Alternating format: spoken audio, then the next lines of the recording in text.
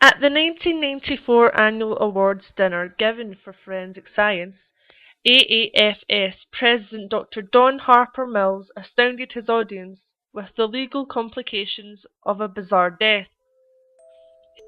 On March 23, 1994, the medical examiner viewed the body of Ronald Opus and concluded that he died from a shotgun wound to the head.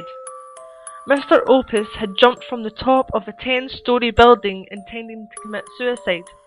He left a note to that effect, indicating his despondency. As he fell past the 9th floor, his life was interrupted by a shotgun blast passing through a window which killed him instantly.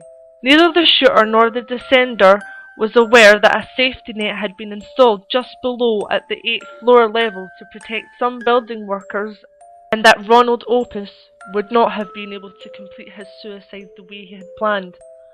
Ordinarily, Dr. Mills continued, a person who sets out to commit suicide and ultimately succeeds, even though the mechanism might not be what he intended, is still defined as committing suicide.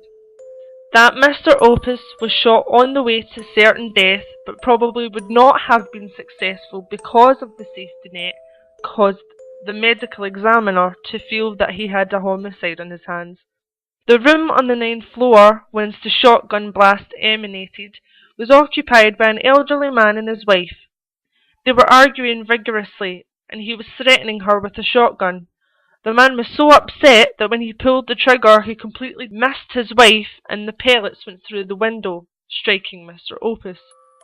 When one intends to kill subject A, but kills subject B in the attempt, one is guilty of the murder of subject B. When confronted with the murder charge, the old man and his wife were both adamant. They both said they thought the shotgun was unloaded. The old man said it was his long-standing habit to threaten his wife with the unloaded shotgun. He had no intention to murder her, therefore the killing of Mr. Opus appeared to be an accident. That is, the gun had been accidentally loaded. The continuing investigation turned up a witness who saw the old couple's son loading the shotgun about 6 weeks prior to the fatal accident.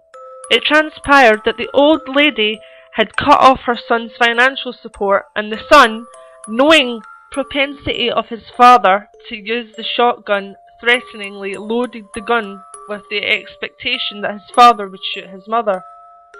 The case now became one of murder on the part of the son for the death of Ronald Opus. Now comes the exquisite twist. Further investigation revealed that the son was in fact Ronald Opus. He had become increasingly despondent over the failure of his attempt to engineer his mother's murder. This led him to jump off the 10-story building on March the 23rd, only to be killed by a shotgun blast passing through the 9-story window. The son had actually murdered himself, so the medical examiner closed the case as a suicide.